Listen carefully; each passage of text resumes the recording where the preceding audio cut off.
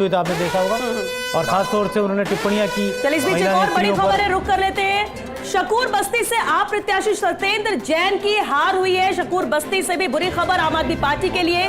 BJP प्रत्याशी करनैल सिंह ने सत्येंद्र जैन को हराया है। शकूर बस्ती से आप प्रत्याशी सत्येंद्र जैन की हार हुई है। हालांकि सत्येंद्र जैन को लेकर कहा जा रहा था कि इनके लिए भी बहुत मुश्किल खड़ी होने वाली है। बीजेपी प्रत्याशी करनैल सिंह ने सत्येंद्र जैन को हराया। प्रतिक्रिया भी सुनिए। हो गया और मोदी जी के पर यकीन हुआ। हम लोग कहते हैं ना, मोदी है तो मुमकिन है। वो इस बार दिखा कि सारे लोगों ने वादा पे वादा किया, लेकिन भरोसा दिल्ली की जनता को केवल मोदी जी पे हुआ और वो सच बैठा। मोदी है तो मुमकिन है। अब आने वाले दिन में दिल्ली की जनता की तबाही दूर होगी। 46 सीटों पे लीड कर रही है बीजेपी। आम आदमी पार्टी को क्या कहना चाहेंगे? मोदी जी का जादू चल और जनता के अंदर, देश की जनता के अंदर ये विश्वास है कि मोदी जी जो कहते हैं वो करते हैं। और वही दिल्ली की जनता ने देश के यशस्वी प्रधानमंत्री नरेंद्र मोदी जी पर विश्वास किया है कि ये डबल इंजन की सरकार ही विकास कर सकती है। और आप देख रहे हो जिस तरह से प्रचंड बहुमत के साथ दिल्ली में भारतीय जनता पार्टी की सरकार बनी। आम आदमी पार्टी परिदृश्य से में नहीं रहे, ये कोशिश थी।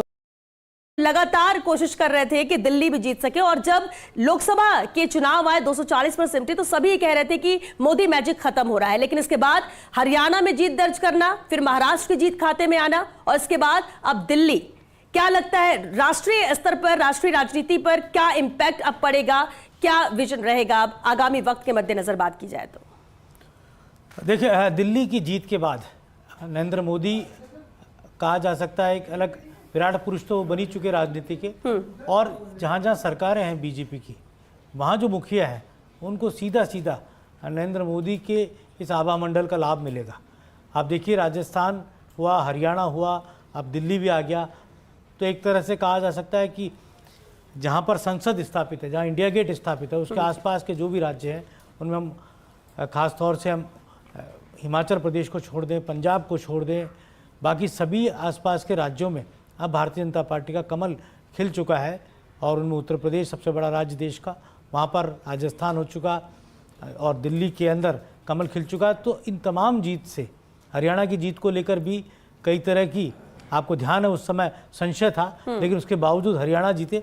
और सभी जगह की एक खास बात ये रही कि यहाँ पर कोई भी बीजेपी ने अपना मुख्यमंत्री फेस विधिवत तौर पर डिक्लेयर नहीं किया। और यही कारण रहा कि नरेंद्र मोदी ही वहाँ पर फेस रहे और नरेंद्र मोदी के आभा मंडल पर, उनके चेहरे पर ही भारतीय जनता पार्टी ने चुनाव लड़ा। लेकिन क्या माना जाए, जिस तरह से राजस्थान, जिस तरह से मध्य प्रदेश में नया चेहरा आया जिसे कमान सौंपी गई, क्या दिल्ली में भी ऐसी तस्वीर हो सकती है? क्योंकि सभी वहां पर आम है और पिछले अगर 27 साल से सरकार नहीं बना पाए तो कोई उम्मीद ही नहीं कर सकता कि कौन सीएम हो सकता है। देवेंद्र जी बैठे हैं, मैं जो बहुत भारी मिस्टेक बता